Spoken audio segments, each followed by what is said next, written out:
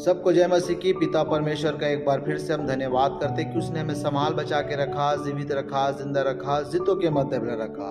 मेरे प्रियो, आइए आज परमेश्वर के कलाम और परमेश्वर के वचनों से आज हम सीखेंगे। आज का जो विषय है, अपने उत्तम के लिए तैयार रहे। फिलिपियो 1:12 में यह बात लिखा है, हे भाइयों, मैं चाहता हूं कि तुम यह जान लो कि मुझ पर जो बीता है उससे सुसमाचार ही की बढ़ती हुई है।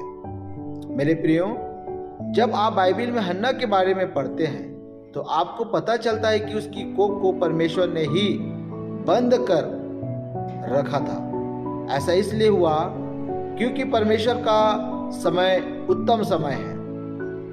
एक उदाहरण के रूप में जब आप स्पीड ब्रेकर के बारे में देखें, जो रास्ते में होते हैं वह इसलिए बने होते हैं कि लोग ज्यादा रफ्तार में ना आए और कोई दुर्घटना ना हो। उसी तरह से आपकी आत्मिक जिंदगी में भी स्पीड ब्रेकर आते हैं ताकि आप दुर्घटना से बच सके। याद रखें, जब आपके जीवन में आत्मिक स्पीड ब्रेकर आए तो निराश ना हो, क्योंकि परमेश्वर आपको किसी बुरी दुर्घटना से बचाकर रखना चाहते हैं।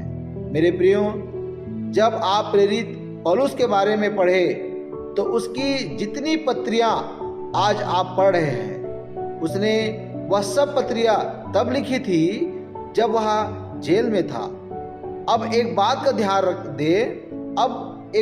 ध्यान दे, पौलुस इतना ज्यादा व्यस्त था क्योंकि उसके पास सबसे अधिक कलीसियाएं थी, सबसे अधिक लोग थे।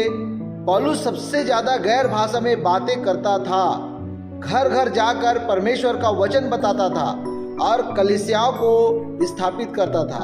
इतना ज्यादा व्यस्त होने के कारण कभी इतनी पत्रियां ना लिख पाता जो उसने जेल में लिखी। और जेल में ही रूमी पलटन के पूरे घराने ने परमेश्वर का वचन मान लिया और सभी परमेश्वर में आ गए। मेरे प्रियो, पौलुस का जेल जाना एक स्पीड ब्रेकर था। अगर पौलुस आत्मिक इंसान ना होता तो परमेश्वर से कहता कि परमेश्वर, तुझे क्या फायदा होगा अगर तू मुझे जेल में डाल देगा।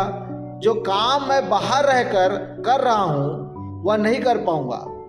लेकिन परमेश्वर एक बात जानते थे कि पौलुस जितना भी काम जेल के बाहर कर ले, पर जो पत्रियां उसके द्वारा जेल में लिखी जाएगी वह पढ़कर आज के समय में हर एक जन आशीष पाएगा। इसलिए मेरे प्रियो, अगर आपके जीवन में स्पीड ब्रेकर आए तो उससे घबराना नहीं और ना ही दुखी होना, क्योंकि इसी में परमेश्वर आपके लिए उत्तम को तैयार कर रहा है।